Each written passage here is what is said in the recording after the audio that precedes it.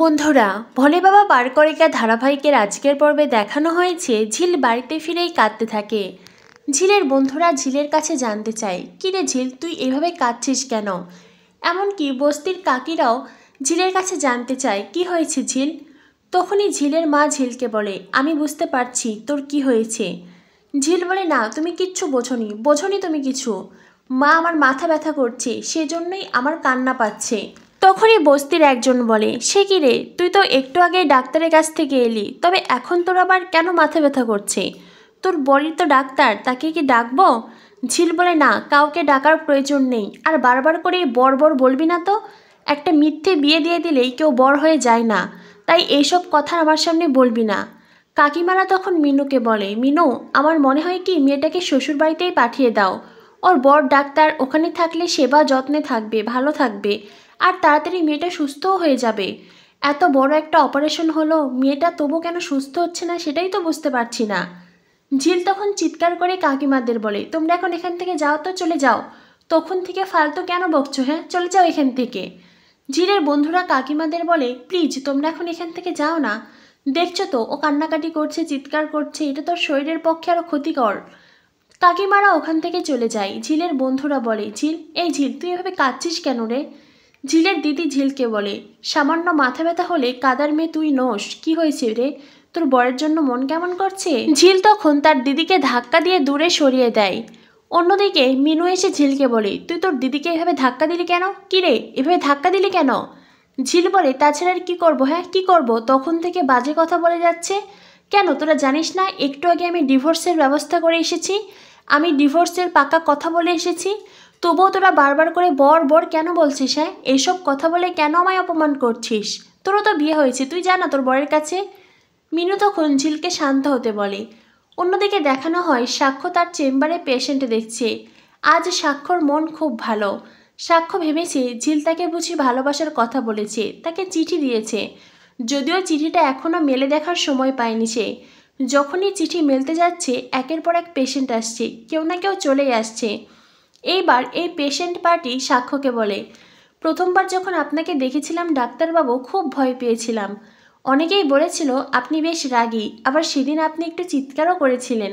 অবশ্য আমাদেরই ভুল ছিল, আমরাই আপনাকে অবান্তর প্রশ্ন করে বিরক্ত করেছি। তবে আজ আপনাকে দেখে একদম ভয় লাগছে না। সাক্ষ্য বলে, আমাকে দেখে আপনাদের কেন ভয় লাগবে? আমি কি বাঘ নাকি ভাল্লুক বলুন তো? আমি তো ডক্টর, আপনারা আমাদের কাছে এসেছেন সেবা নেওয়ার জন্য। আমরা যে কথাগুলো বলবো সেই কথাগুলো যদি মনোযোগ দিয়ে শোনেন আর সেভাবেই চলাফেরা করেন, তবে তো আপনারা তাড়াতাড়ি সুস্থ হয়ে উঠবেন, আর আমাদেরও রাগারাগি করার কোনো প্রশ্নই উঠবে না। এরপরেই সাক্ষ্য প্রেসক্রিপশনের সাথে দুটো ঔষধও দেয়। সাক্ষ্য বলে, এখানে আমি 2 ফাইল ঔষধ দিয়েছি, এগুলো আপনাদের কিনতে হবে না, বাকি দুটো কিনে নেবেন। পেশেন্ট পার্টি সাক্ষ্যকে আশীর্বাদ করে আর ওখান থেকে চলে যায়। সাক্ষ্য নিজের চেয়ারে বসে।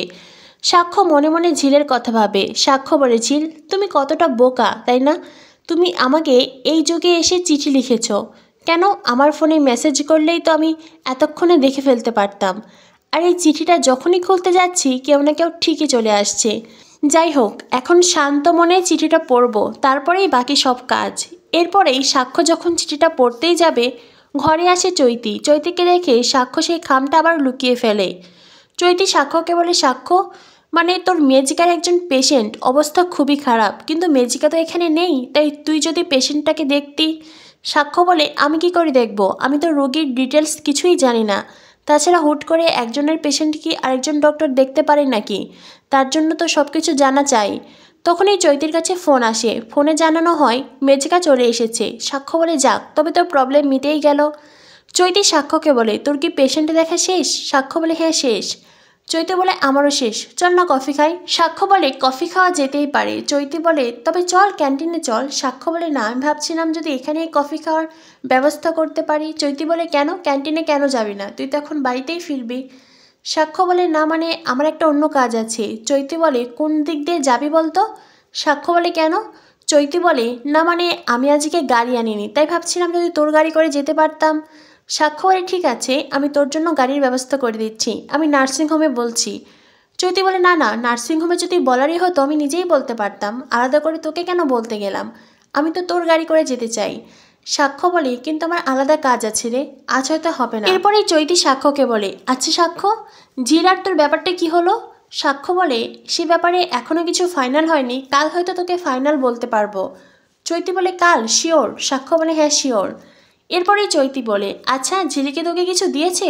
সাক্ষ্য বলে, কি দিয়েছে? চৈতি বলে, না মানে আমি কানে ঘষেই শুনছিলাম, ঝিল তোকে একটা কাগজ দিয়েছে তাই না? সাক্ষ্য বলে, হ্যাঁ দিয়েছে, খামে মোড়ানো আছে, যেটা আমি এখনও খুলে দেখিনি। চৈতি বলে, ঠিক আছে তুই খুলে দেখ, তবে আমি জানি সেখানে কি লেখা আছে, আমার মনে হয় আমি বলার চাইতে তুই খুলে দেখলেই ভালো হবে। সাক্ষ্য বলে, যে খামটার মুখ বন্ধ আছে, যেটা এখন আমি খুলে দেখিনি, সেই খামের ব্যাপারে তুই কি করে জানলি? চৈতি বলে, আমি আর কি করে জানবো, ঝিল যদি আমায় না বলে তো আমার পক্ষে তো জানা সম্ভব ছিল না, তুই নিজে খুলে দেখ, বুঝতে পারবি। সাক্ষ্য বলে, তুই যখন জানিস তখন আমাকে বললে কি প্রবলেম? জানিস তো চৈতি, তোর এই ন্যাক করা বিষয়টা আমার কাছে ভীষণ বিরক্তি লাগে, তুই কেন একটা কথা বলতে গিয়ে ওইভাবে আটকে যাস বলতো? চৈতি বলে, ঠিক আছে তুই যখন শুনতে চাইছিস তো আমি বলছি, কিন্তু আমার মনে হয়েছিল হয়তো তোর শুনতে ভালো লাগবে না, তবুও বলছি শোন। আমার মনে হয় ঝিল তোকে ডিভোর্স লেটার দিয়েছে। যেটা শুনে সাক্ষ্য অবাক হয়ে যায়। সাক্ষ্য বলে, হোয়াট? চৈতি বলে, হ্যাঁ আমি তো এটাই শুনছিলাম, ঝিল এখানকার সব ওয়ার্ড বয় সবার সামনে বলছিল যে ওই ডিভোর্স লেটারে সই করে খুব খুশি, মানে তোর মতন ছেলের সাথে সংসার করা যে সম্ভব নয়, ওর যোগ্যতা নেই সেটাও বুঝে গেছে, সেজন্যই তোকে মুক্তি দিয়েছে। সাক্ষ্য তখন সাথে সাথে সেই খাম বের করে। সাক্ষ্য দেখতে পাই সত্যিই ঝিল তাকে ডিভোর্স লেটার দিয়েছে, সাথে একটি চিরকুটে লেখা আছে, আমার দিক থেকে আমি তোমায় মুক্তি দিলাম, এইবার তুমিও আমায় মুক্ত করে দাও। লেখাটা পড়েই সাক্ষ্যর প্রচণ্ড রাগ হয়, সাক্ষ্য সাথে সাথে চিরকুট ছিঁড়ে ফেলে। চৈতি বলে, আরে আরে তুই করছিসটা কি? দেখ সাক্ষ্য, আমার মনে হয় ঝিল অন্য কোনো ছেলের সাথে রিলেশনে আছে, আর ওদের রিলেশন যেটা হয় আর কি, মানে ওরা তো আমাদের মতো না, একবার যদি রিলেশনে জড়িয়ে যায় ওরা অনেকটা ঘনিষ্ঠ হয়ে যায়। যেটা শুনে সাক্ষ্য খুব রেগে যায়। সাক্ষ্য বলে, চুপ কর তুই। চৈতি বলে, যদিও আমি জানি এ বিষয়ে কথা বলা ঠিক নয়, তবুও বলেছি রে, আমি আর এ ব্যাপারে কোনো কথা বলবো না। সাক্ষ্য বলে, সবাই কে কেমন সেটা আমার জানা আছে, নিশ্চয়ই আমার পরিবারে কেউ ঝিলকে ফোর্স করেছে, ওকে টাকার লোভ দেখিয়েছে, আর ঝিল এটা সহ্য করতে না পেরে আমাকে ডিভোর্স করতে বাধ্য হয়েছে। তবে কোনো চিন্তা নেই, ঝিল সত্য কথা বলে, তাই আমি যদি ঝিলকে প্রশ্ন করি ও নিশ্চয়ই আমায় সত্যি কথাটাই বলবে। চৈতি বলে, বাবা ঝিলের প্রতি তোর এতটা দরদ? অবশ্য আমি এটাও বুঝতে পেরেছিলাম এ কদিনে যে ঝিলকে তুই নিজের মতন করে গড়ে পিঠে নিতে চাস, তবে একটা কথা জানিস তো, ঝিল হয়তো সেটা চায় না। ওই যে বললাম ঝিলের হয়তো অন্য কোনো ছেলের সাথে সম্পর্ক আছে, ঝিলের বন্ধুরাই তো বলছিল, নইলে আর আমি কি করে জানলাম বল? চৈতি একের পর এক মিথ্যে কথা বলতে থাকে সাক্ষ্যকে, যাতে করে সাক্ষ্য ঝিলের সম্পর্ক সারা জীবনের জন্য ভেঙে যায়। যদিও সাক্ষ্য সেই কথাগুলো বিশ্বাস করে না, তাই তো ঝিলের সাথে বোঝাপড়া করতেই সাক্ষ্য ঝিলের বস্তি বাড়িতে আসে। সেখানে ঝিল তার বস্তির লোকজনদের বলছিল, বিয়েটা তো মিথ্যে, তাই তো ডিভোর্স দিয়ে এসেছি, বারবার তবু সেই বিয়ে নিয়ে কেন কথা শোনাচ্ছ আমাকে? তখনই সেখানে সাক্ষ্য আসে। সাক্ষ্যকে দেখে সবাই খুব অবাক হয়ে যায়। ঝিলের মা বলে, এসো বাবা ভেতরে এসো। সাক্ষ্য তখন ঝিলকে বলে, ঝিল আমি তোমার সাথে আলাদা করে কথা বলতে চাই। ঝিল বলে, কেন, আপনার সাথে আমার কিসের কথা? সাক্ষ্য বলে, বললাম তো তোমাকে আমি এখন এক জায়গায় নিয়ে যাব। তখনই ঝিলের মা বলে, মেয়েটার মাথা খুব ব্যথা করছে, ও খুব কান্নাকাটি করছে। ঝিলের দিদি বলে, আমার বোনটা বাঁচবে তো? সাক্ষ্য বলে, আপনার বোন তো দিব্যিই বেঁচে আছে, ওর মাথা ব্যথা করছে কেন? ওর তো মাথা ব্যথা করার কথা নয়। ঝিল তখন চুপ করে থাকে। তো বন্ধুরা, সাক্ষ্য ঝিলের সাথে বোঝাপড়া করতেই ঝিলের কাছে এসেছে, আর এইবার চৈতির মতন ঝিল নিজেও মিথ্যে কথা বলবে। ঝিল বলবে অন্য কারোর সাথে তার সম্পর্ক, যেটা জানার পরেই সাক্ষ্য ঝিলকে ডিভোর্স দেবে। তবে কি এই ডিভোর্সই হবে সাক্ষ্য ঝিলের সম্পর্কের ইতি, নাকি ডিভোর্সের পরে আবারও নতুন করে পথ চলবে তারা? সাক্ষ্য ঝিলের ডিভোর্সের পরেই চৈতির সাথে সাক্ষ্যর বিয়ের ডেট ফাইনাল হবে, আর বিয়ের মণ্ডপেই ঘটবে আসল ঘটনা। সেদিনই সাক্ষ্যর বাবা ঝিল সবাই মিলে আসল সত্যি প্রমাণ করে দেবে। সেদিনই চৈতির মুখোশ খুলবে।